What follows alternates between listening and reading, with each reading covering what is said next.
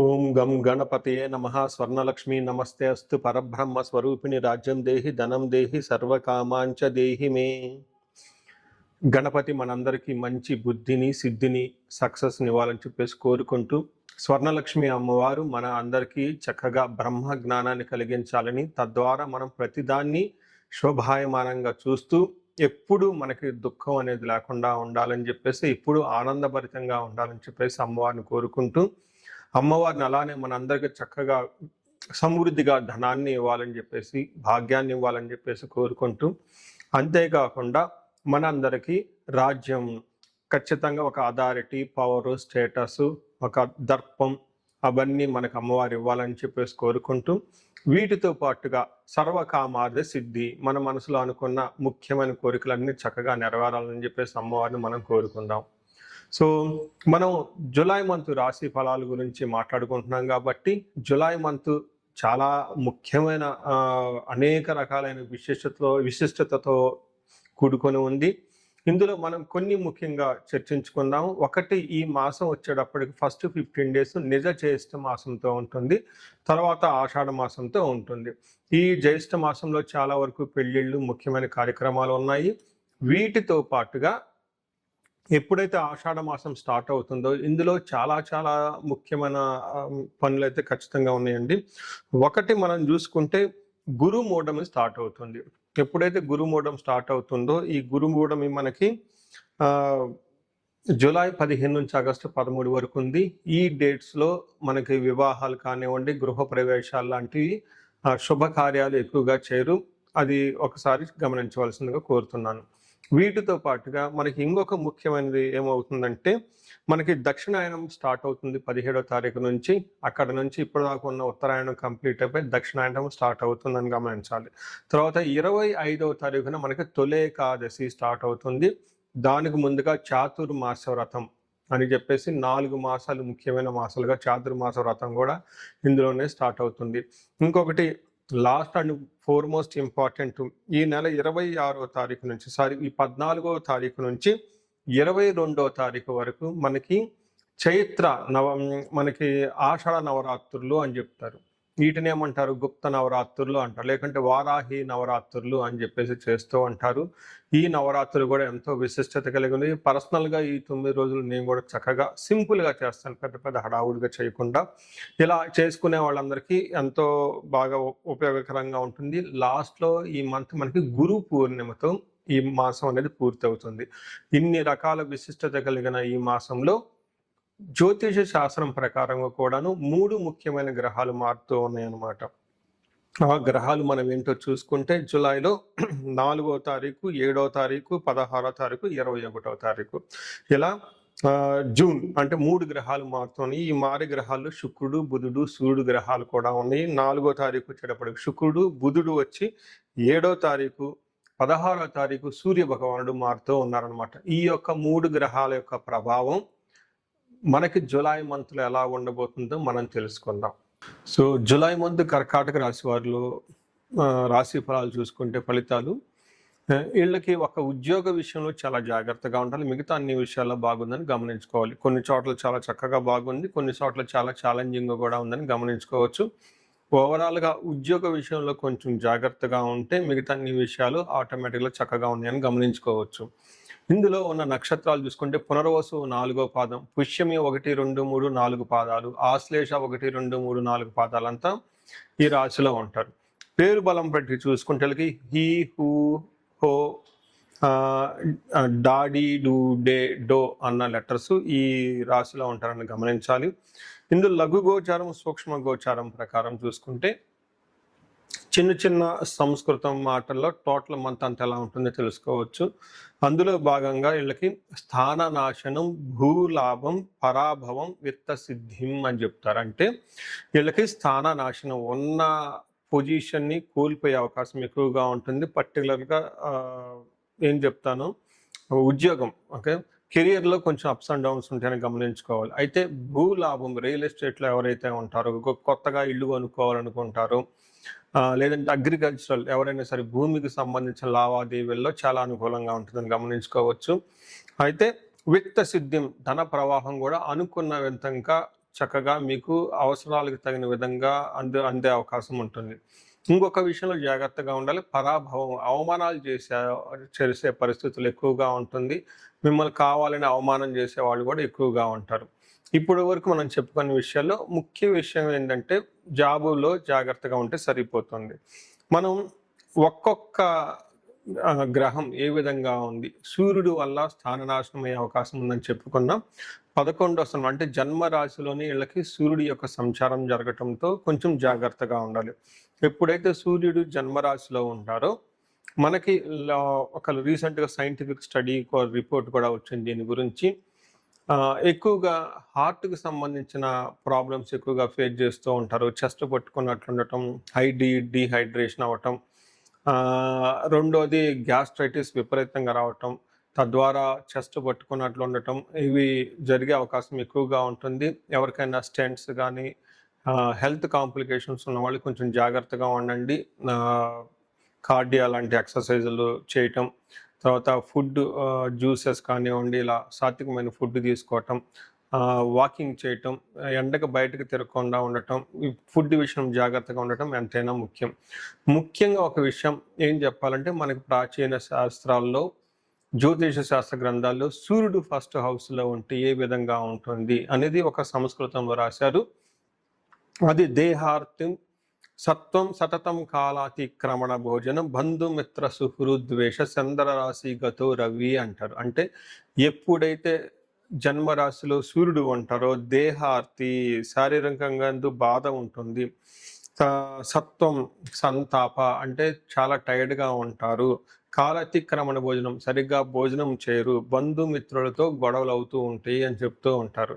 అందుకని ఇందాక చెప్పుకునే విధంగా వీళ్ళకి కొంచెం జాగ్రత్తగా ఉండాలి. భార్యకు కూడా హెల్త్ విషయంలో కొంచెం అప్సెట్ అయ్యే అవకాశం ఉంటుంది.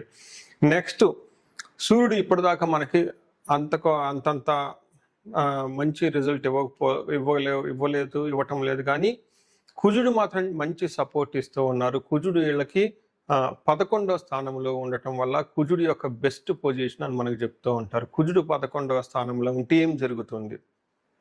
అన్ని విధాలా బాగుంటుంది, మంచి సపోర్ట్ ఇస్తూ ఉంటారు. ఆరోగ్యం, అర్ధలాభం చ సంతోషం, వస్త్రలాభకృత్ యత్న కార్యానుకూలత్వం, ధైర్యం ఏకాదశి గతే కుజ అని చెప్తారు. అంటే 11వ స్థానంలో ఎప్పుడైతే కుజుడు ఉంటారు వీళ్ళకి ఆరోగ్యం బాగుంటుంది, అర్ధలాభం బాగుంటుంది, సంతోషం ఉంటారు. యత్న కార్యానుకూలత్వం, ఏదైనా ప్రయత్నం చేస్తే అంత అనుకూలంగా ఉంటుందని మనకు చెప్పడం జరుగుతూ ఉంటుంది. ధన ప్రవాహం కూడా వచ్చే అవకాశం ఉంటుంది. గుర్తు పెట్టుకోండి, ధనం వస్తుంది, ఉన్న ధనం పోయే అవకాశం కూడా ఎక్కువగా ఉంటుందని గమనించాలి. సో ఈ ప్రకారంగా చూసుకుంటే కుజుడు చక్కగా సపోర్ట్ ఇస్తూ ఉన్నారు. అగైన్ 12వ స్థానంలో బుధుడు ఉండటం వల్ల ఉద్యోగంలో కొంచెం భేదాభిప్రాయాలు వచ్చే అవకాశం ఉంటుంది. ఇంటిలో గొడవలే అవకాశం ఎక్కువగా ఉంటుందని తెలుసుకోవాలి. అయితే అగైన్ శుక్రుడు వీళ్ళకి 2వ స్థానంలో ఉండి విశేషమైన యోగ్యతను ఇస్తూ ఉన్నాడు. అంటే ఇప్పటి వరకు సూర్యుడు అంత అనుకూలంగా లేకపోయినా, బుధుడు అంత అనుకూలంగా లేకపోయినా, కుజుడు శుక్రుడు చక్కగా బాగా కలిసి అనుకూలంగా ఉన్నారు ఈ జాతకస్తులకి అని చెప్పుకోవచ్చు. వీళ్ళకి 2వ స్థానంలో శుక్రుడు ఉంటే ఏమవుతుంది? మనకి సంస్కృతంలో ఒక చిన్న శ్లోకంలో వివరించడం జరిగింది మహర్షులు. కుటుంబ సౌఖ్యం, ఆరోగ్యం, శ్రీ సల్లాభం, యశత్కరం, దేహ సౌఖ్యం, వస్త్రలాభం, ద్వితీయ స్థానికే భృగునందనే అని చెప్తారు. అంటే 2వ స్థానంలో ఎప్పుడైతే శుక్రుడు ఉంటారో ఏం జరుగుతూ ఉంటుంది? ఆరోగ్యం బాగుంటుంది, కుటుంబంలో సౌఖ్యంగా ఉంటారు, స్త్రీలతో చక్కగా కలిసి ఆహ్లాదకరంగా గడుపుతూ ఉంటారు. ఇన్ కేస్ స్త్రీలైతే జెంట్స్తో చక్కగా ఆహ్లాదకరంగా గడుపుతూ ఉంటారు. శారీరకంగా ఆరోగ్యం బాగుంటుంది, వస్త్ర లాభం, చక్కగా షాపింగ్ చేసి ఫంక్షన్స్ అన్ని అటెండ్ అవుతూ ఉంటారు. టయానికి ఫుడ్ తిని మంచి ఫుడ్ తినే అవకాశం కూడా వీళ్ళకి రాసి వాళ్ళకు ఉందని తెలుసుకోవాలి. ఇవి అంతా మనకి 4 గ్రహాల వల్ల ఈ మనకి జులై మంత్ ఎలా ఉందో ఇప్పటిదాకా మాట్లాడుకున్నాం. అయితే ఇంకొక విషయం గమనించుకోవాలి, ఇందులో ఉన్న నక్షత్రాలు చూసి నక్షత్రాల వారికి కూడా మనకి రిజల్ట్ ఎలా ఉంటుందో తెలుసుకోవచ్చు. పునర్వసు నక్షత్రం వాళ్ళకి అన్ని నక్షత్రాలతో కంపేర్ చేస్తే చాలా బాగుందని తెలుసుకోవచ్చు. వీళ్ళకి పునర్వసు నక్షత్రం వాళ్ళకి క్షేమంగా ఉంటారు, సంపదలు ఉంటుంది, ఐశ్వర్యం ఉంటుంది, ధనలాభం ఉంటుంది, అంతా చక్కగా ఉంది. అయితే అనుకున్న విషయం ఒక విషయంలో మధ్యలో గ్యాప్ రావటంతో ఆగిపోయేసి మృత్యు భయం, అయ్యో మనం అనుకున్న పని జరగలేదే, తద్వారా అసలు మళ్ళీ ఫ్యూచర్లో ఎలాంటి చేయగలుగుతామా లేదా, ఫ్యూచర్లో ఉంటామా లేదా అని ఒక భయపడే సిచ్యువేషన్స్ వీళ్ళకి ఎక్కువగా ఉంటుంది. కాబట్టి ఒక్కసారి ఇండివిజువల్గా జాతకం చూపించుకోవడం కూడా చాలా ఇంపార్టెంట్. పుష్యమి నక్షత్రం వాళ్ళకి సౌఖ్యంగా ఉంటారు, క్షేమంగా ఉంటారు, ధనలాభం ఉంటుంది. వీళ్ళకు కూడాను అనుకున్న పని కాకుండా తద్వారా మృత్యు భయం, భయపడే అవకాశం ఎక్కువగా ఉంటుంది. ఆశ్లేష నక్షత్రం వాళ్ళకి చాలా బాగుంది. వీళ్ళకి లాభం ఉంది, క్షేమంగా ఉంది, సౌఖ్యంగా ఉంది, మృష్టాన్న భోజనం ఉంది. అన్ని 3 నక్షత్రాలతో కంపేర్ చేస్తే ఆశ్లేష నక్షత్రం వాళ్ళకి బాగుంది. అయితే వీళ్ళకి మృత్యు లాభం, మృత్యు భయం అని చెప్తారు. అంటే ఇక్కడ మృత్యు అంటే ఆగిపోవటం అని దాని మీనింగ్. అంటే వీళ్ళు చేస్తున్న బిజినెస్ కానివ్వండి, లేదంటే పనుల్లో ఎక్కడో ఒక చోట బ్రేక్ వచ్చేస్తుంది. తద్వారా వీళ్ళు భయపడుతూ కూర్చుంటారు. అయ్యో ఏమవుతుంది ఫ్యూచర్లో, అసలు మళ్ళీ ముందుకెళ్తామా లేదా, ఏంటి పూర్వ వైభవం మళ్ళీ తిరిగి వస్తుందా, ఎలా వెళ్తే బాగుంటుందని ఆలోచిస్తూ భయపడే అవకాశం కూడా ఎక్కువగా ఉంటుందని గమనించాలి. సో వీటితో పాటుగా ఈ రాశి వాళ్ళకి ఎలాంటి లత్తా కానీ వేరే ఎలాంటి ప్రాబ్లమ్స్ అయితే లేవు కాబట్టి చక్కగా ఉంది. ఉన్న విషయంలో మాత్రం అవమానాలు జరిగే అవకాశం ఎక్కువగా ఉంటుంది. ప్రొఫెషనల్ మ్యాటర్స్లో కేర్ఫుల్గా ఉంటే మిగతా అంతా బాగుందని గమనించుకోవాలి. సో ఈ రాశి వాళ్ళు ఇండివిజువల్గా ఏదైనా పరిహారం చేయదలుచుకుంటే ఒక్కసారి వీళ్ళకి మహన్యాసంతో కూడిన ఏకాదశ రుద్రాభిషేకం చేయించుకున్నా, లేదంటే మన్యుపాశుపత అభిషేకం చేయించుకున్నా చక్కగా ఉద్యోగంలో కూడా ఉన్నతంగా రాణించే అవకాశం ఎక్కువగా ఉంటుంది. ఆదిత్య హృదయ స్తోత్రం చదవటంతో పాటుగా హనుమాన్ కార్యసిద్ధి మంత్రం అని ఉంటుంది. ఈ రెండింటి కాంబినేషన్ చదివితే ఇంకా చాలా బాగుంటుంది. సో ఈ పరిహారాలు చేసుకొని ఐశ్వర్యాలతో చక్కగా ఉండాలని చెప్పేసి నేను కోరుకుంటున్నాను. పరిహారాల్లో భాగంగా ఈ రాశి వాళ్ళు ముఖ్యంగా నేనేం చెప్తానంటేనండి, ఇది గోచార రీత్యం, అంటే గోచార ఫలితాలు అని చెప్తూ ఉంటారు. అయితే మీ ఇండివిజువల్ యొక్క జన్మరాశిలో చూడటం కూడా చాలా ఇంపార్టెంట్. ఈ గోచార రీత్యాలతో పాటు మీకు ఇండివిజువల్గా ఉన్న దశాభుక్తి ఏంటి, ఏమైనా శాపాలు ఉన్నాయి, ఏమైనా గ్రహ దోషాలు ఉన్నాయో జ్యోతిష శాస్త్రంలో ప్రకారం ఎనాలిసిస్ చేసుకోవడం చాలా ఇంపార్టెంట్. ముఖ్యంగా ఎవరికైతే ఏజ్ 40 years +or-5 years ఉంటుంది, అంటే 35 to 45 years ఏజ్ ఉండి మధ్యలో మీకు ఎక్కడైనా కనుక కెరీర్లో గ్యాప్ వచ్చినా, లేదంటే అనుకున్న పనులు కాకపోతున్నా, మధ్యలో స్టాగ్నేటెడ్గా అనిపించినా, లేదంటే ఏదైనా ఒక గందరగోళమైన పరిస్థితి, కయోటిక్ పరిస్థితుల్లో మీరు ఇన్వాల్వ్ అయ్యారు, తెలవకుండా అవుట్ ఆఫ్ యువర్ కంట్రోల్ వెళ్తూ ఉంది అనుకుంటే ఖచ్చితంగా మీ జన్మ జాతకం చూపించుకోవడం చాలా చాలా ఇంపార్టెంట్.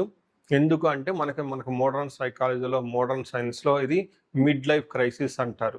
కానీ జ్యోతిష శాస్త్రం దీనికి చాలా విధాలైన పరిష్కారాలను చూపిస్తుంది. ఈ టైంలో 2 ముఖ్యమైన విషయాలు జరుగుతూ ఉంటుంది. అలా మీ గ్రోత్ కనుక ఆగిపోయి ఉంటే, ఫస్ట్ మీకేమైనా శాపాలు ఉన్నాయా, ఆ శాపాలు ఈ టైంలో యాక్టివేట్ అయ్యా అని చూసుకోవాలి. రెండోది, ఈ టైంలో మీకు నడుస్తున్న దశాభుక్తుల యొక్క గ్రహాల యొక్క ఏమైనా దోషాలు ఉన్నాయా, ఈ 2 కారణాలు ఏంటో తెలుసుకొని వాటికి సంబంధించిన విశ్లేషణ చేసుకొని చక్కటి పరిష్కారాలు చేసుకొని పరిహారాలు చేసుకుంటే లైఫ్ 10 అంతలు ముందుకెళ్ళే అవకాశం ఎక్కువగా ఉంటుంది. నా దగ్గరకు వచ్చే క్లయింట్స్లో ఎక్కువగా ధనానికి ఇబ్బంది పడుతున్న వాళ్ళు స్వర్ణలక్ష్మి విశేష హోమం చేయించుకుంటూ ఉంటారు. శత్రు బాధలు విపరీతంగా ఉన్నవాళ్ళు మనకు వచ్చేటప్పుడు చండీ హోమం చేయించుకుంటూ ఉంటారు.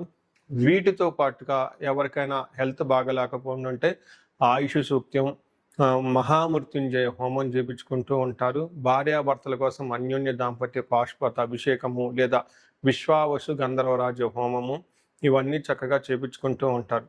ఎలాంటి పరిస్థితులు మీకున్నా, ఎలాంటి సమస్యలు మీకున్నా, లేదంటే ఎలాంటి క్లారిఫికేషన్ మీకు కావాలనుకున్నా కానీ, ఫ్యూచర్ గురించి ప్లాన్స్లో కన్ఫ్యూజన్ ఉన్నా కానీ ఒక్కసారి మీ జన్మ జాతకం చూపించుకొని ఆ జాతకంలో ఏ ప్రకారంగా ఉందని తెలుసుకొని చక్కటి పరిష్కారాలు చేసుకుంటే లైఫ్ అనేది 10 అంతలు ముందుకెళ్ళే అవకాశం ఉంటుంది. మీ అందరికి అష్టైశ్వర్యాలు కలగాలని, భోగభాగ్యాలు కలగాలని చెప్పేసి నేను కోరుకుంటున్నాను. నమస్తే. ఇది అన్ని 12 రాసులు వేసేసేయండి.